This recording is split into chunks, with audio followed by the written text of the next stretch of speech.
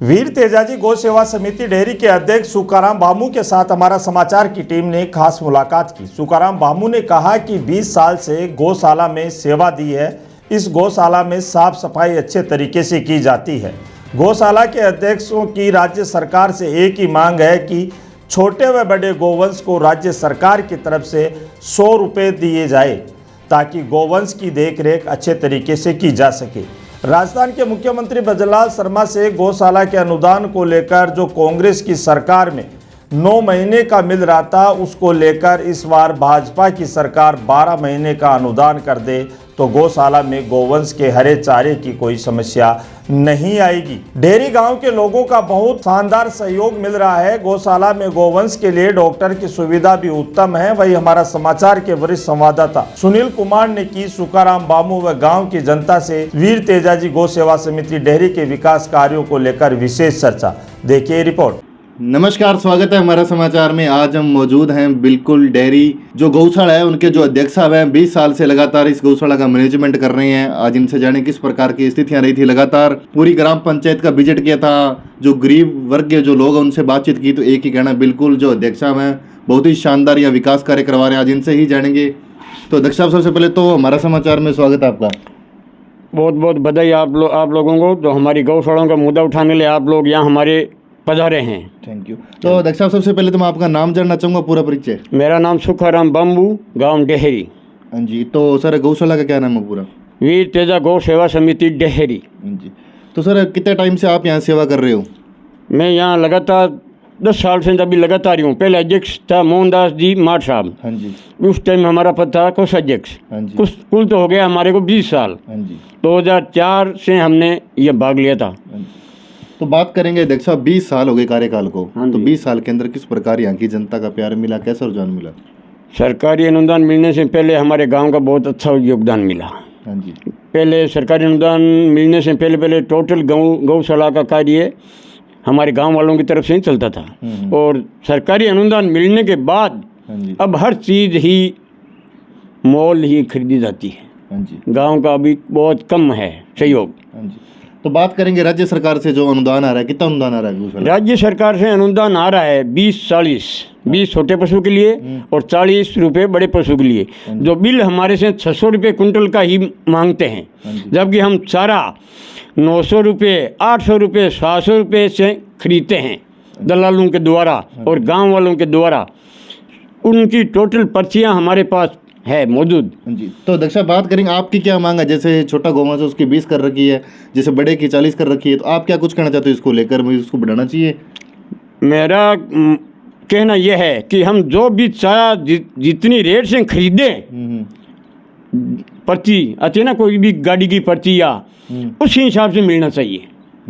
900 रुपये का खरीदते हैं तो 900 रुपये का मिलना चाहिए। 800 रुपये की चीज़ खरीदते हैं 800 का मिलना चाहिए। 700 रुपये की चीज़ खरीदते हैं 700 रुपये का मिलना चाहिए। अच्छा, तो टोटल 9 महीने का कितना अनुदान आ रहा है वैसे? 9 महीनों का अनुदान अभी हमारे पहली किस्त आ गई? पहली किस्त आ गई। अच्छा, कितने की है ये? 24,51,000 और दूसरी किस्त आई है 20,56,000। 24 और 20 54 समझ लो। अच्छा, तो बात करें जैसे कितने गौवंश है यहाँ? 481 है टोटल। छोटे गोवंश है 31 और 450 बड़े गोवंश है। हाँ जी। तो अध्यक्ष थारे कार्यकाल में अड़के काम होने रहा है, जो विकास होने रहा है, जहाँ शेड को निर्माण हो गया, गौशाला की 4 दीवारी होगी, बिया के निर्माण होया? हम मेरे काम से सारी 4 दीवारी है ना। हाँ। ये सारी हमारे कार्यकाल में हुई है। ठीक है। पहले खाली है अंडर वो है ना मौजूद, उतनी थी कोटा और वो पाएगा बनी हुई है ना, पहले वो था, वो उसमें शामिल तो नहीं था, मगर अध्यक्ष मोहनदास जी माठ साहब थे। तो बात करें जी अध्यक्ष दान दाता की, तो आज तक धनदान किन दियो बैठा जी? हम बड़ा कोई सहयोगी हुआ है? बहुत कम दान है।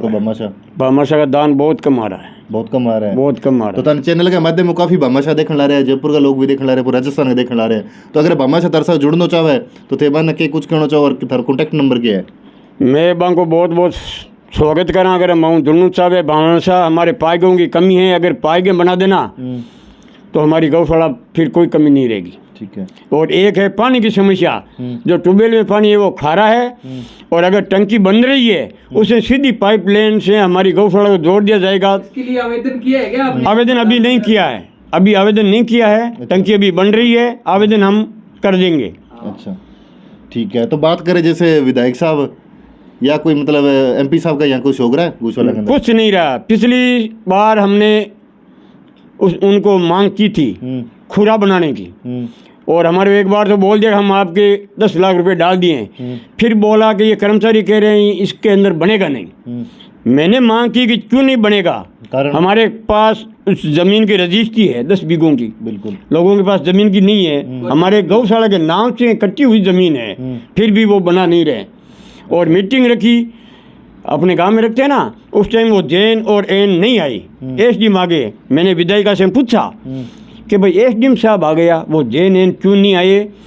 हम उनसे पूछते कि कारण बताओ, हम आगे कलेक्टर के पास जाएंगे। बिल्कुल बिल्कुल। वापिस कोई जवाब नहीं दिया। तो दोबारा आपने कोई एक्शन नहीं लिया इस पे? हम एक्शन क्या ले, मैं उसको नीति उसकी देने की नहीं थी। अच्छा, तो आप अध्यक्ष हो, आप लेने की क्षमता रखो ना, देता तो कोई नहीं।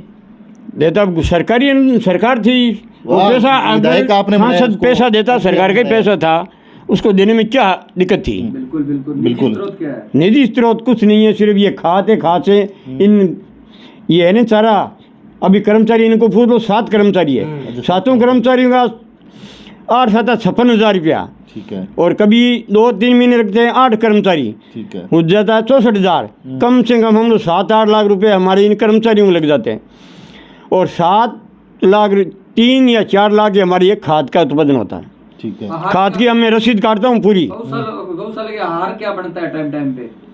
आहार हम दलिया डालते हैं, और कुछ आहार नहीं बनता है। कोई आ जाता है ना ये आपने लाश बनाने के लिए, तो उनको बनाते हैं, वो डालते हैं। और दलिया हमारे बाजरे की या बेरुंजी से हमारे आ जाता है, और ये सत्रदास जी महाराज है ना, वहाँ से हम अर्जी देते हैं, एक टोली हमारे वहाँ से आ जाती है, उसे हम दलिया उसको डालते हैं। चंदा कितना इकट्ठा हो जाता है पूरा गांव में से? चंदा कोई जागरण का ही आता है। ब्याह शादी? ब्याज कुछ नहीं, ब्याज तो रकम रहती नहीं है हमारे पास है तो। अच्छा। तो सारा हम उधार खरीदते हैं, जब तक पेमेंट आता है ना तब तक हम सारा उधार खरीदते ठीक हैं, है। और जब पेमेंट आता है अगले को हम चुका देते हैं।